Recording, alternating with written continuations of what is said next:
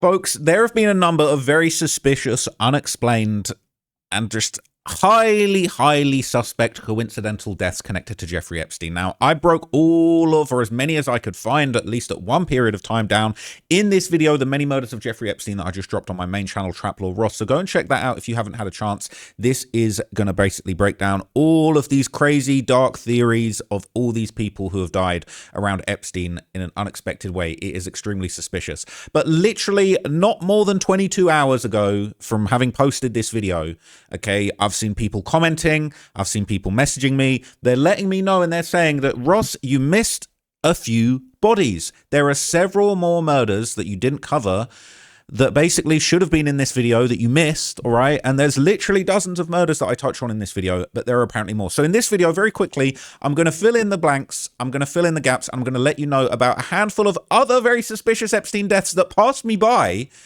And I'm going to correct the record not more than 24 hours later and basically let you guys know just how many more suspicious Epstein deaths are actually connected to this situation, okay? So let's start with perhaps the most suspicious of all right? Basically, Epstein's former mentor, Stephen Hoffenberg, would also die under very suspicious circumstances, and you're going to see what happened in this video. Police say they originally received a call about a welfare check last Saturday, but found that Hoffenberg no longer lived at that address. It wasn't until Tuesday of this week that they got an updated address, and that's when they found Hoffenberg's body. 77-year-old Stephen Hoffenberg, a convicted Ponzi schemer and mentor to Jeffrey Epstein, found dead in his Derby home this week. Police say a woman from out of state, who identified herself as a sexual abuse victim of Epstein's and a friend of Hoffenberg's, called asking them to do a welfare check. She hadn't heard from him in a couple of days, and she thought it was irregular because she heard from him every day. When officers arrived at his home on Mount Pleasant Street, they found his body, which police say was heavily decomposed. They believed he had been deceased for approximately 7 to 9 days. According to the medical examiner's office and police, there were no signs of trauma and no signs of foul play. Nothing suspicious, nothing at all. We'll do a timeline sort of follow-up just to kind of get, who was the last person to see him alive and so forth, but, it's pretty much routine from there. Hoffenberg was sentenced to 20 years in prison in 1997 after admitting to scamming thousands of investors out of $460 million. He was released in 2013. Hoffenberg claimed Epstein was behind the Ponzi scheme, but he was never charged. Epstein worked for Hoffenberg's company at the time officials said the scheme began. Neighbors said they had no idea that was who was living in the multifamily home, and that Hoffenberg often kept to himself. I just, as a rule, I say hi to people. And he would nod his head, but you could tell he did not want to chit-chat. And police say they had never been called there or had any issues with him. We had no records of him at all internally as any involvement with the police department. The medical examiner's office still has to do a toxicology report and has not yet released his cause of death. In Derby, Gabby Molina, Fox 61 News. So they're saying that this guy, he was running a Ponzi scheme for Jeffrey Epstein. Nothing to see here. A lot of BS. He was killed. Nothing suspicious. Yeah, right. They think we're stupid. This just getting crazier. He was Epsteined, cleaning up the loose ends. This was in 2022. Ironically, that's the very same day that Lil Durk's murder for hire actually took place, I believe. Or was it a few days before that? Anyway, this is insanity. All right. What the hell are we doing here? There's more and more and more. Okay, there's more and more and more. Now, ironically, it seems to be a lot of these finance guys that are ending up deceased following their connection to Jeffrey Epstein. Now, another very suspicious incident would fall upon the shoulders of a former Deutsche Bank executive, Thomas Bowers. Okay, former Deutsche Bank exec connected to Trump loans dies by self-deletion in Malibu. It's too many self-deletions of people that you would never expect to fit the profile of a self-deletion. Thomas Bowers worked above Trump's personal banker, was 55. All right. A former Deutsche Bank executive who reportedly signed off on some of the institution's unorthodox loans to Donald Trump offed himself in his Malibu home on November the 19th. Thomas Bowers, the one-time head of Deutsche Bank's American Wealth Management Division, where he oversaw Trump's private banker, committed a self-deletion and he was hung. According to the LA County Medical Examiner's Office, he was 55. Trump's relationship with Deutsche Bank, which lent him around $2 billion after most other institutions had forsaken him for his history of defaults and bankruptcies, has come under investigation by 2 congressional committees and the New York Attorney General, who are hoping the bank can shed light on some of Trump's elusive finances. At one point, Bowers had a close connection to those finances. Rosemary T. Vrablich, a managing director at Deutsche Bank who became Trump's private banker in 2010 after being introduced to her client, Jared Kushner, reported directly to Bowers. Vrablich reportedly helped Trump secure loans from her bank, which Bowers approved, including more than $100 million to buy his Doral resort in Miami, even after Trump and Deutsche had to settle messy litigation over a Chicago loan that went bad. Rosemary is widely recognized as one of the top private bankers to the U.S. ultra-high net worth community, Bowers said in a press release when Deutsche Bank hired her in 2006. Bowers hasn't been employed by Deutsche since at least 2015 when he joined Starwood Capital Group as COO and was then appointed to the board of directors of Opus Bank in 2016. Bowers isn't the first Trump-connected Deutsche exec to commit themselves to the nether regions. In 2014, Deutsche's derivatives analyst William S. Broekschmidt, who reportedly had links to Trump and Russia, would off himself with a dog leash at his home in London. And that's all the information that they've got on us, right? Now, that's very interesting, okay?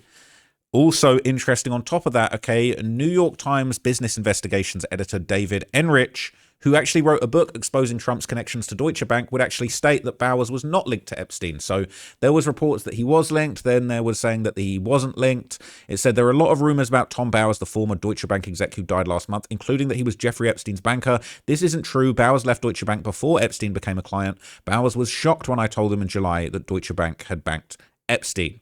Okay, didn't mention anything about the connections to Trump, but hey, we're gonna just skate on past that, okay? Now, there would be more, okay? In 2016, Marvin Minsky, who was also accused by Virginia Giuffre, one of the most high-profile, if not the most high-profile victim of Epstein, Prince Andrew, etc., he would die in 2016, years before his name would even publicly be linked to Jeffrey Epstein. So this would basically go around. Pioneering computer scientist Marvin Minsky dies at 88. Marvin Minsky, the pioneering mathematician and computer scientist whose contributions to artificial intelligence rank him among the leaders in the field, has died, MIT confirmed Tuesday. He was 88. The cause of death Sunday was a cerebral hemorrhage, according to MIT. The founder of MIT's AI laboratory and author of the influential books The Society of Mind and The Emotion Machine, Minsky is widely credited as one of the fathers of artificial intelligence, whose influence extended to the varied fields of optics, computer languages, robotics, and psychology. Marvin Minsky helped create the vision of artificial intelligence as we know it today. Daniela Rus, director of computer science and AI labs at MIT, said in a statement, "The challenges he defined are still driving our quest for intelligent machines and inspiring researchers to push the boundaries in computer science." Another interesting person who would later be connected to Epstein would check out. Okay. One of the people that probably was a real thorn in Epstein's side that ended up passing away would also take place in 2022. Investigative journalist John Connelly, who apparently extensively investigated Epstein while he was alive, he would also pass away. Okay. Again, a lot of these guys are old. You know, maybe there's good reason. You know, maybe they're checking out because they're old. But it's just anyone connected to Epstein, these files, Trump, any of these things, they just check out. It's very, very spooky. It says John Connelly, a journalist who investigated Jeffrey Epstein, dead at 78. He was a journalist and former NYPD detective. He interviewed numerous celebrities in his storied career. Hard-hitting investigative journalist and former NYPD detective John Connelly passed away Saturday at 78. The cop-turned-scribe was known among media insiders for his unending Rolodex and unique ability to mix among Hollywood execs and stars, Wall Street rainmakers, polls, police, and wise guys alike. Connelly was a co-author with James Patterson of the 2017 book Filthy Rich, the shocking true story of Jeffrey Epstein, the billionaire's scandal, which was turned into a Netflix series. He was also a contributor during his career to magazines including Spy, Vanity Fair, Premiere, US Weekly, Radar, and New York, and he penned prominent pieces on Steven Seagal, Heidi Fleiss, Donald Trump, Michael Jackson, Arnold Schwarzenegger, among others. And he would also appear in the documentary Who Killed Jeffrey Epstein for Investigation Discovery. Connelly told the Post in 2020 of his findings on Epstein over the years. Like all good grifters, he had ways of moving people in directions where they shouldn't go. Once they did, they were screwed. And they said, as an author, Connelly had been working on a new book on infamous LA private eye Anthony Pellicano to be called The Sin Eater. Pellicano was released in 2019 from federal prison after 16 years behind bars for wiretapping and racketeering. Before Pellicano was incarcerated, he'd worked for some of Hollywood's biggest names, including the late Paramount studio boss Brad Gray, former CIA power agent Michael Ovitz, and the king of pop himself, Michael Jackson. A pal recalled that when Pellicano once confronted Connelly, the tough-as-nails author with a wry wit told him, meet me at famed bookstore Book Soup in LA, bring your Spalding, I'll bring my Louisville Slugger. Connelly's longtime partner, music industry veteran Dorothy Carvello, confirmed to the Post Connelly had passed after a brief illness, and there would be a memorial service in spring. Everybody that knows a lot about Epstein just checks out. That's just what's going on. Okay, that is just what's going on. Yes, he's 78. He's an older guy. Okay, but it's just all the people with the knowledge inside their head that we need. They just check out. They just disappear.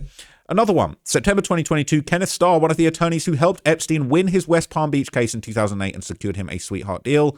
Ken Starr, who turned a blind eye to R-word and defended a S-trafficker, dead at 76. The right-wing lawyer known for probing Bill Clinton's affair, mishandling SA cases at Baylor, and helping Jeffrey Epstein secure a sweetheart deal. Kenneth Starr, the lawyer known for investigating Bill Clinton's affair with Monica Lewinsky, mishandling SA cases as the president of Baylor University, and helping Jeffrey Epstein secure a sweetheart deal, died Tuesday, September the 13th. He was 76. He's checked out. Another one. Starr's family confirmed his death, saying he died from complications from surgery at St. Luke's Medical Center in Houston, Texas. Starr was a stalwart conservative foot soldier throughout his career. He started as a lawyer and was nominated by Ronald Reagan to serve on the U.S. Court of Appeals in 1986, a post he maintained for about 6 years before resigning. George H.W. Bush later appointed him as Solicitor General, and he was even briefly in the running to fill a Supreme Court vacancy later taken by David Souter.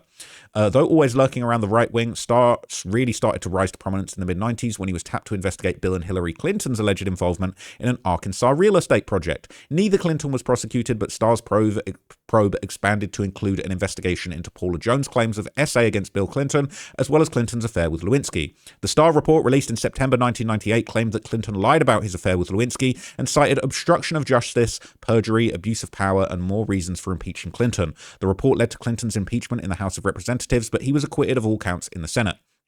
After making a name for himself investigating Clinton's sexual impropriety, Starr returned to his career as a lawyer and found himself involved in a handful of prominent cases. He successfully represented the Juneau, Alaska School Board and principal that suspended a student for unfurling a "Bong Hits for Jesus" sign as the Olympic torch passed through the city. That's insane. That is insane. He failed to secure constitutional immunity for the mercenary firm Blackwater after its contractors slaughtered 4 unarmed civilians in Fallujah. He also failed to uphold Prop 8 in California, the ballot measure banning same-sex marriage that was later overturned in the courts. Despite being busy defending opponents of same-sex marriage and private military contractors, Starr found plenty of ways to return to the world of sexual impropriety. With his plethora of connections to George W. Bush's administrations, Starr joined Jeffrey Epstein's legal team and played a crucial part in pressuring the Justice Department to drop its S-trafficking case against the billionaire. For his efforts, Starr helped his client secure the infamous sweetheart deal that landed him in prison for just 18 months and effectively ensured him immunity from future prosecution. Epstein wasn't the only alleged child diddler that Starr helped either. In 2013, he wrote a letter of support for Christopher Cloman just before he was sentenced to 43 years in prison for doing bad things to 5 girls while teaching at the elite Potomac School in the 60s and 70s. This guy's representing the evils, all right? 3 years after that, Starr resigned as Chancellor of Baylor University and professor at its law school, not long after being removed from his post as president. The reason? The investigation found Starr and other administrators mishandled numerous accusations of SA, including multiple R allegations against the school's football players. For his final act, the man who made a name for himself trying to take down one president tried to help another stave off the same fate. First, as a TV talking head, he argued against impeaching Donald Trump over the Mueller report, claiming that it would be bad for the country. Starr later joined Trump's legal team when he was impeached the first time for abuse of power and obstruction of justice after he allegedly tried to pressure the Ukrainian government to investigate Joe Biden. Okay. More lawyers, more people connected to Epstein and that other guy, all right, would also get in trouble. So all the way to 2025 now. Prominent criminal defense attorney Roy Black, known for representing Jeffrey Epstein, he would also pass away at 80, to be fair. These guys are older guys, okay? Maybe this is natural, but What's everybody doing? Just dying. Come on. Well, the South Florida legal community is mourning the loss of a legendary defense attorney. Roy Black was a nationally recognized criminal and civil defense attorney.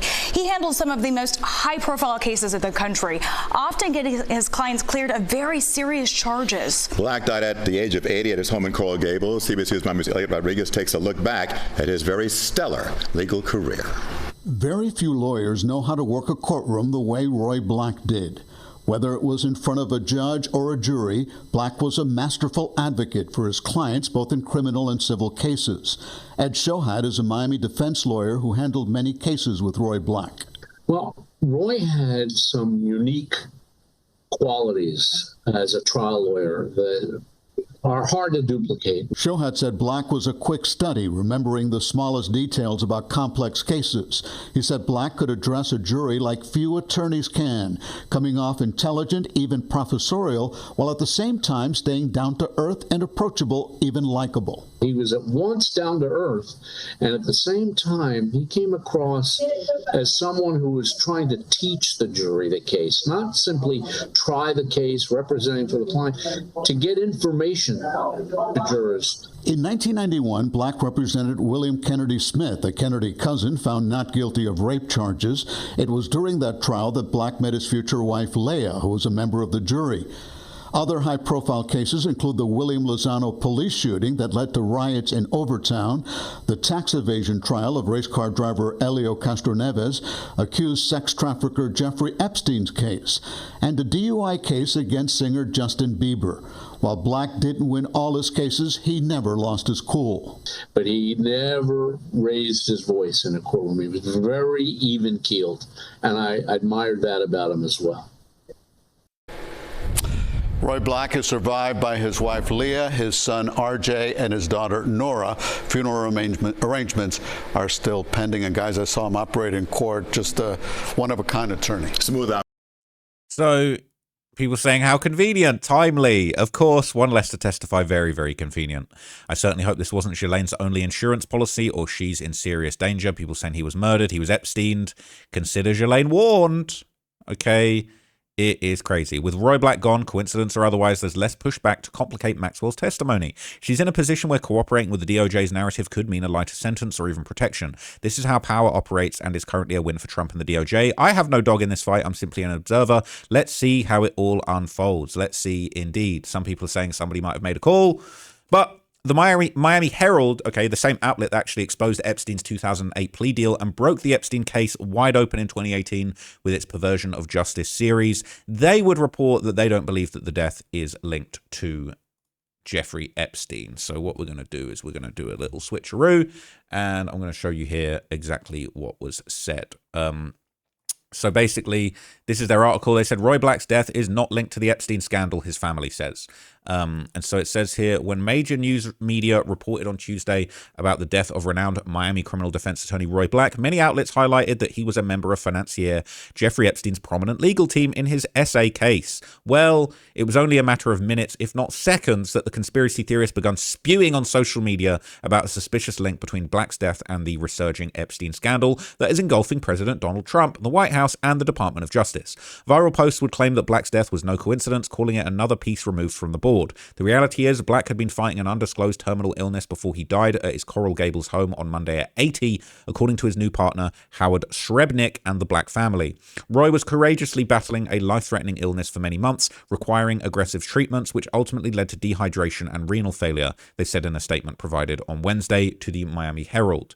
The coincidental timing of Black's death would thrust the legal legend into the Epstein cauldron, stirred up by right-wingers and MAGA constituents who have widely condemned the Justice Department, along with Trump, for not disclosing the full record of the federal government's trafficking case against the New York and Palm Beach billionaire, as had been repeatedly promised by the president when he was campaigning for his second term. Back in 2007, Black was a member of Epstein's all-star criminal defense team that included top lawyers from South Florida, Washington, and New York, including Kenneth Starr, Alan Dershowitz, and Gerald Lefcourt, and Black was going to be the lead, according to Martin G. Weinberg, a Boston defense lawyer who was also on the team.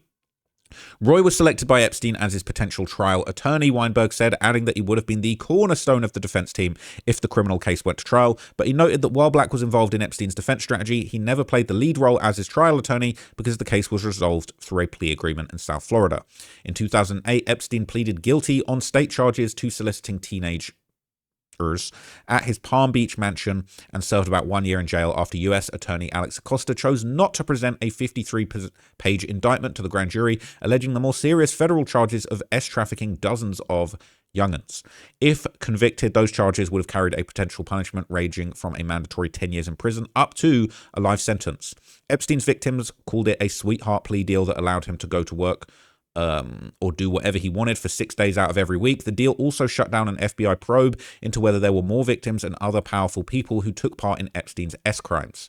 Records show that Black was not among the lawyers who attended Epstein's plea and sentencing hearing in June 2008 in West Palm Beach Circuit Court. Also, his signature was not among the lawyers who signed Epstein's non-prosecution agreement with the U.S. Attorney's Office in Miami in September 2007.